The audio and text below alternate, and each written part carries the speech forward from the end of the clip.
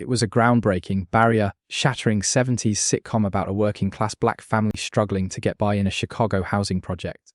But behind the laughter, the smiles, and the infectious theme song of Good Times lay a set defined by creative warfare and bittercast feuds. There was a lead actor fired for speaking out against racial stereotypes, an iconic star who refused to speak to his television parents off camera, a creator who desperately hated the show's most famous catchphrase, and a lead actress who walked off the series because she felt the show had become a lie. 10 secrets, 6 seasons, one legendary comedy that fought a war behind the scenes. Welcome to Sitcom Secrets, where every rewatch reveals something new. Let's get into it. Fact 10: the spin-off of a spin-off. Most fans assume Good Times was created as a completely original concept. In reality, it was a spin-off of a spin-off. The character of Florida Evans, played by Esther Rolle, was first introduced as the housekeeper on Maud, which itself was spun off from All in the Family. Norman Lear recognized the incredible popularity of Rolle's character and decided to give her her own platform. The show took the middle-class housekeeper from Connecticut and relocated her to the working-class projects of Chicago, creating a whole new world from Archie Bunker's family tree. Fact 9: the real Cabrini-Green reality. You might think the show's Chicago housing project was purely a fictional creation of Hollywood set designers.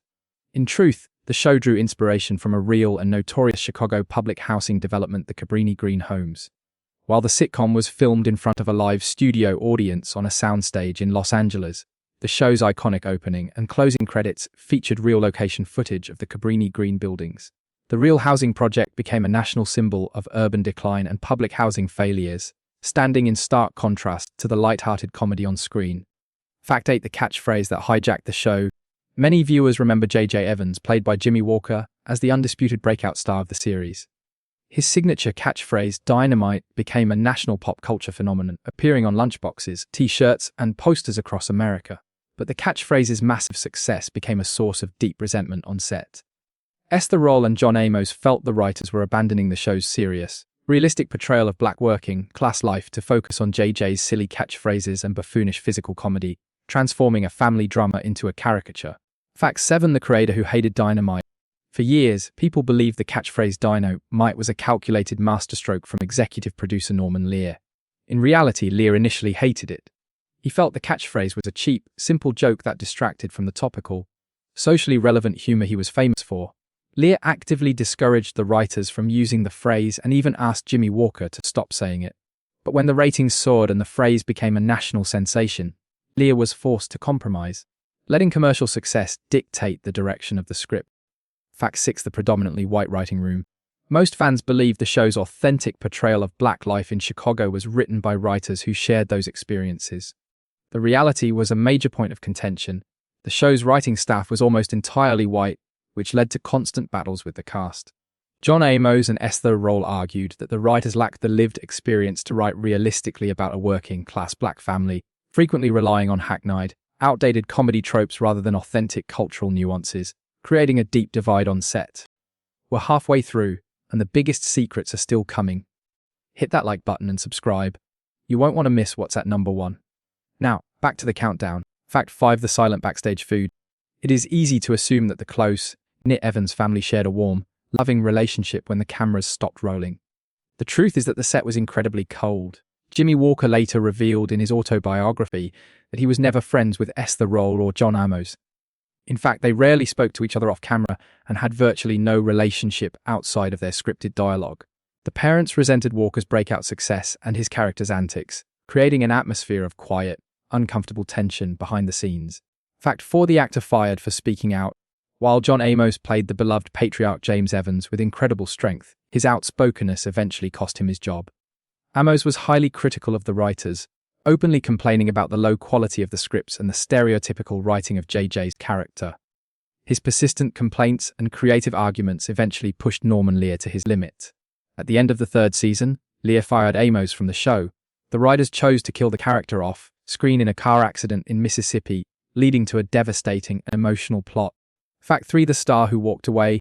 Esther Rolle was just as unhappy with the show's direction as John Amos had been.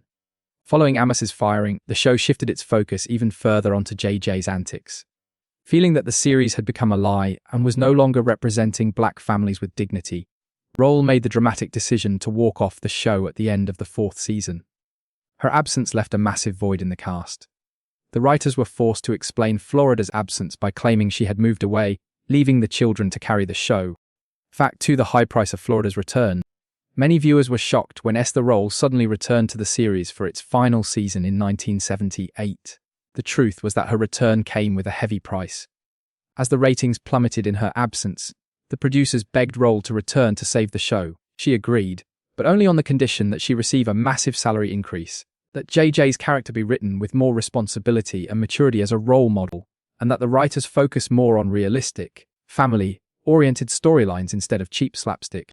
Fact 1: the quiet cancellation. Of all the secrets surrounding the end of Good Times, the final cancellation in 1979 was the direct result of the show's creative decisions. The loss of John Amos and the temporary departure of Esther Rolle had permanently damaged the show's chemistry and alienated the core audience who had tuned in for the realistic family dynamic. Even though Rolle returned for the final season, the ratings never recovered from the decline. CBS quietly cancelled the series in 1979, bringing a quiet, unceremonious end to a show that had once stood at the top of television. Despite the creative clashes, the on-set silence, the firing of its lead actor, and the star's defiant walkout, Good Times remains a landmark in television history. It was a pioneering sitcom that proved a black family's struggles could capture the heart of the nation. The performances of John Amos, Esther Rolle, and Jimmy Walker created a legacy that survived the backstage battles, ensuring the Evans family will always represent a vital, unforgettable chapter of American sitcom history. Which secret surprised you most? Did you know about the show's connection to Cabrini-Green, or were you floored by the real relationship between the cast members? Let us know in the comments below. Hit that like button, subscribe to Sitcom Secrets, and share this video with a friend. Thanks for watching, and we'll see you next time.